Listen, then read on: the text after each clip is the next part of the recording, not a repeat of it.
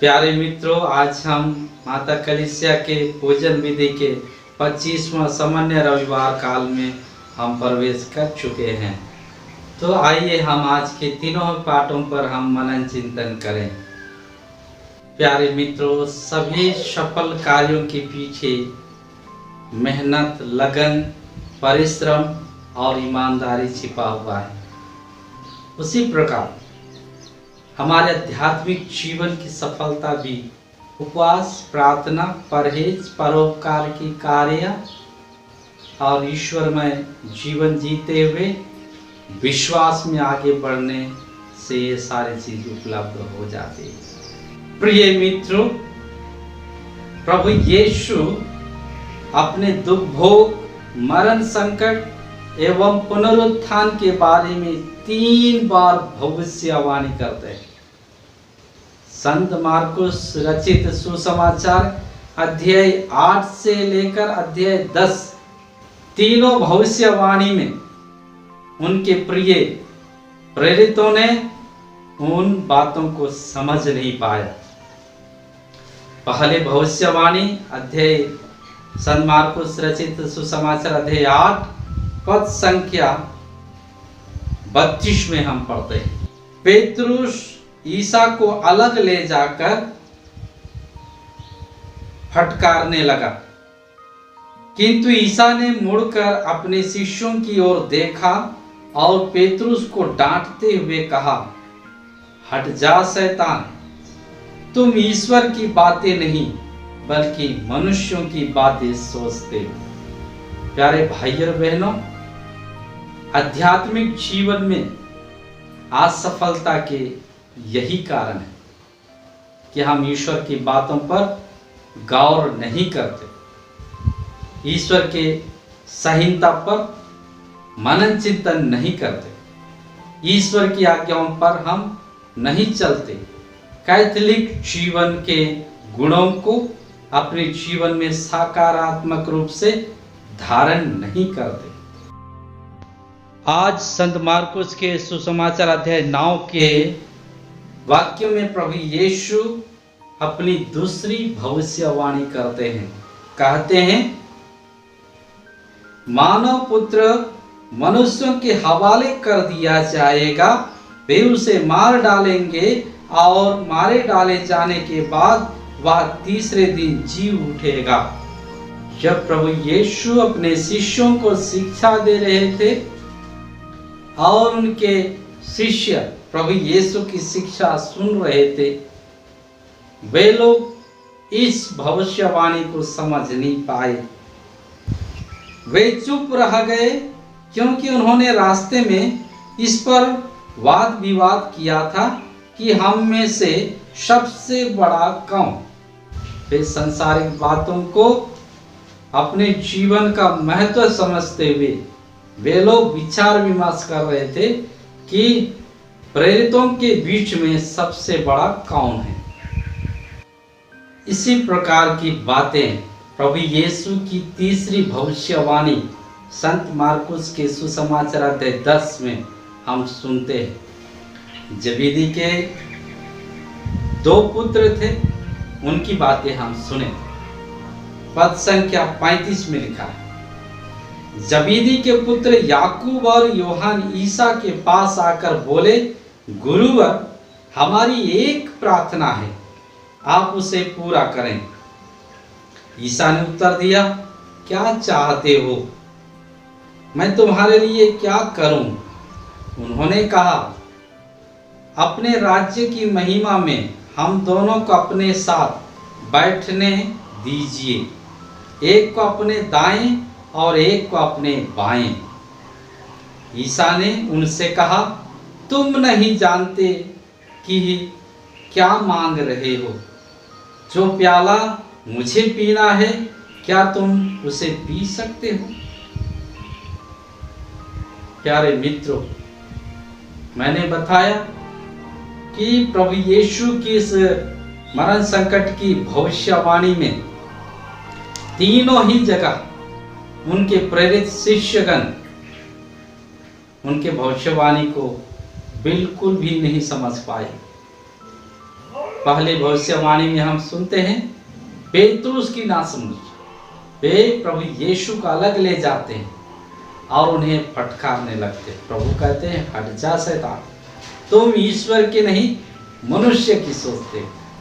उसी प्रकार हमने देखा प्रभु यीशु के दूसरे भविष्यवाणी, जो आज का पवित्र सुसमाचार है, जिसमें हमने सुना कि वे लोग प्रभु की शिक्षा सुन रहे थे, किंतु उनकी शिक्षा को वे समझ नहीं पाए और वे लोग रास्ते में यह वाद विवाद कर रहे थे कि हम प्रेरित शिष्यों में से सबसे बड़ा कौन। वे आध्यात्मिक जीवन के बारे में नहीं, किंतु वे संसारिक जीवन के बारे में वे विचार विमर्श कर रहे थे। और आज की तीसरे भविष्यवाणी में, जैसे मैंने बताया, जबीदी के दो पुत्र, वे लोग प्रभु यीशु की महिमा के इर्द गिर्द में बैठने की अनुमति मांगते हैं। वे एक महान कहलाने के लिए चाहते हैं, किंतु वो ईश्वरीय योजना नहीं, वे तो सांसारिक बातों की योजनाओं में मनन चिंतन कर रहे थे। यही नासमझ इन शिष्यों में हुआ और आज के दिन में यही नासमझ की बातें आज की पहले पाठ में प्रज्ञा ग्रंथ में कहा है। जो व्यक्ति प्रज्ञा के अनुसार चलता है, वह व्यक्ति ईश्वर के संहिता पर चलने वाला व्यक्ति, जो ईश्वर से संचालित किए जाते हैं, वे फल उत्पन्न करते हैं। 30 गुना, 60 गुना, 70 गुना, 100 गुना फल उत्पन्न करते हैं। किंतु जो व्यक्ति प्रज्ञा की हीन है, प्रज्ञा से दूर है, प्रज्ञा से वंचित है, उनके कार्य इस संसारिक बातों पर है और उनके कार्यों में कहीं भी अच्छी चीज नहीं दिखाई देती। वे छल कपट, घृणा और द्वेष की बातें सोचते हैं, जैसे आज के प्रज्ञा ग्रंथ अध्याय 2 में हम पढ़ते हैं।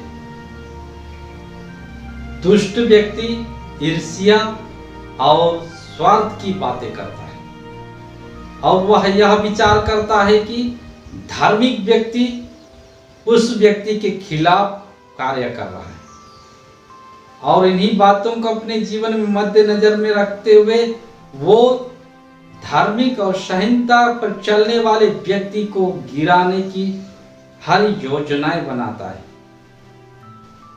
और हम जानते हैं पवित्र शास्त्र मत्ती के सुसमाचार में लिखा है, जो चोर गड्ढा दूसरों के लिए खोदता है और उस चोर गड्ढा में गिरने वाला कोई दूसरा नहीं, किंतु वह स्वयं गिरता है।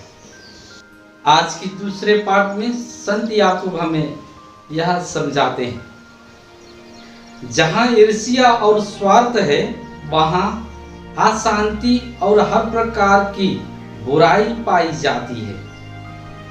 किंतु ऊपर से आई हुई प्रज्ञा मुख्यतः पवित्र है और वह शांति प्रिय, सहनशील, विनम्रता, करुणामय, परोपकारी, पक्षपातहीन और निष्कपट भी है। ये प्रज्ञा से आई हुई बातें। प्रज्ञा कहाँ से आता है? प्रज्ञा ईश्वर से आता है। बुद्धि प्रज्ञा है, बुद्धि ईश्वर से आता है। ना समझ हमारे जीवन में कब आता है? ना समझ हमारे जीवन में तभी आता है जब हम प्रभु यीशु की शिक्षा को अवहेलना समझते हैं, महत्वपूर्ण नहीं समझते हैं। दुष्ट व्यक्ति क्या है? दुष्टता वो है जो प्रज्ञा से परे है, दूर है, जो जिसमें ज्ञान नहीं है। ज्ञान नहीं है मतलब उसका जीवन अंधकार है, और जो अंधकार में है, जिसका जीवन अंधकार में है, उसका जीवन का विनाश निश्चित है, क्योंकि वह अंधकार में नहीं जानता कि सामने पत्थर है कि क्या है कि गड्ढा है। वो गिर जाए। इसीलिए जो अंधकार में भटकता है और जो कार्य अंधकार में करता है, अज्ञानता में करता है, अंधकार के कार्य पवित्र शास्त्र बताता है कि वह पाप है और पाप विनाश की ओर ले चलता है। प्यारे मित्रों, आज के तीनों पाठों का महत्व हमने समझा है। तीनों ही पाठों में हम देखते हैं मूर्खता की बातें। प्रभु यीशु आज हमें बताते हैं कि जो प्रज्ञा से संचालित किए जाते हैं उनके लिए जो पहला होना चाहता है वह सबसे पिछला और सबका सेवक बने। यही प्रज्ञा है, यही ईश्वर की शिक्षा है, यही आज के तीनों पाठों के मुख्य संदेश है। सेवा भावना ही ईश्वर की शिक्षा है। और हम देखते हैं कि उन्होंने एक बालक को बीच में खड़ा कर दिया और उन्होंने कहा, जो इन बालकों में से किसी एक का स्वागत करता है वह मेरा स्वागत करता है, और जो मेरा स्वागत करता है वह उसका स्वागत करता है जिसने मुझे भेजा।